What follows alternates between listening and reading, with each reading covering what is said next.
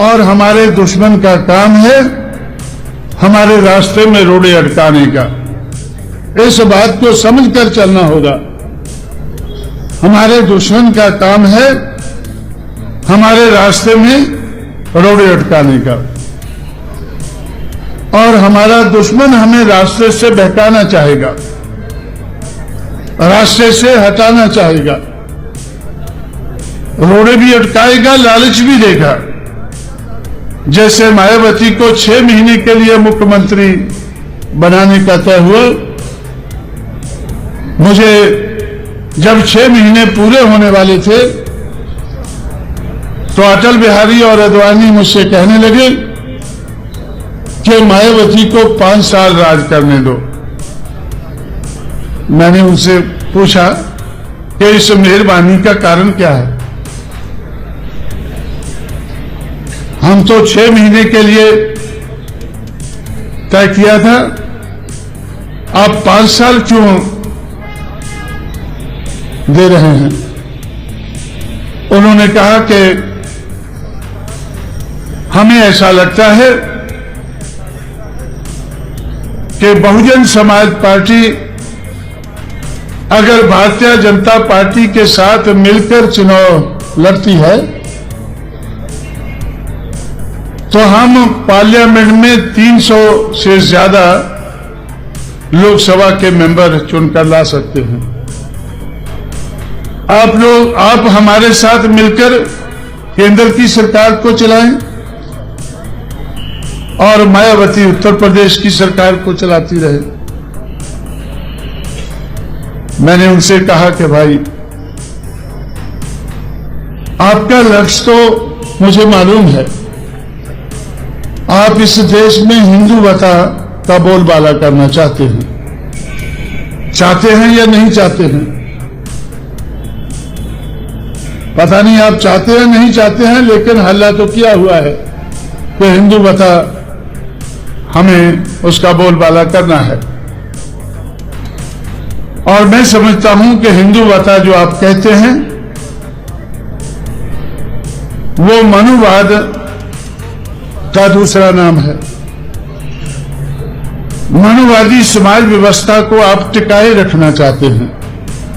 मनुवादी समाज व्यवस्था को कांग्रेस भी टिकाए रखना चाहती थी, लेकिन बगैर बोले हुए। मनुवादी समाज व्यवस्था को सीपीएम सीपीआई भी टिकाना चाहती है, लेकिन इसका जिक्र नहीं करती है।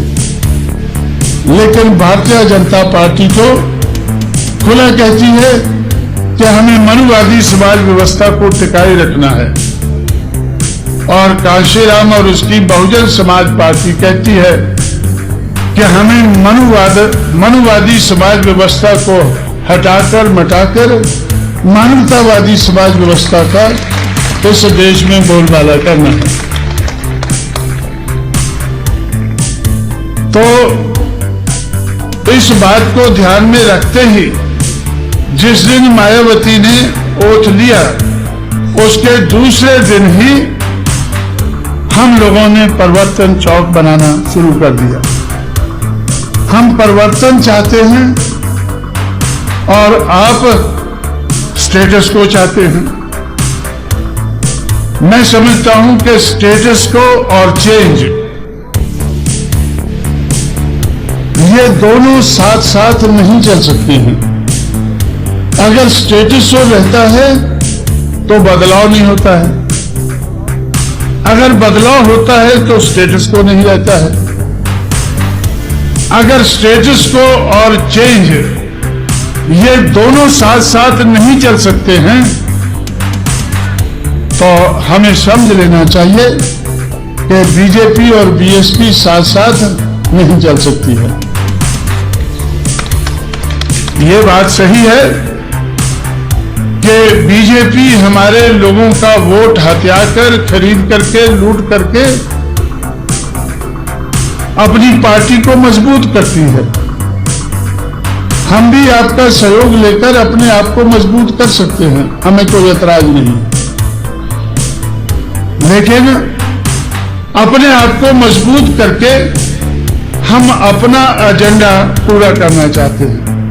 हमारे सामने एजेंडा है चेंज का, बदलाव का, परिवर्तन का।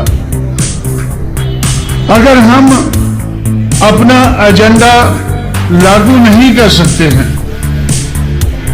तो हम सरकार नहीं चलाना चाहते हैं। लेकिन केंद्र में बीजेपी सरकार चला रही है, केंद्र में बीजेपी सरकार चला रही है और अपना एजेंडा किनारे रखकर वो अपना एजेंडा सामने नहीं ले पा रही है। थोड़ा सा लाती है, सरस्वती सरस्वती करती है तो विरोध हो जाता है। उनको तो उनके सहयोगी सरस्वती भी नहीं करने देते हैं। पता नहीं वो सरस्वती क्या होती है, क्या करते हैं, ये तो ज्यादा वही जानते होंगे।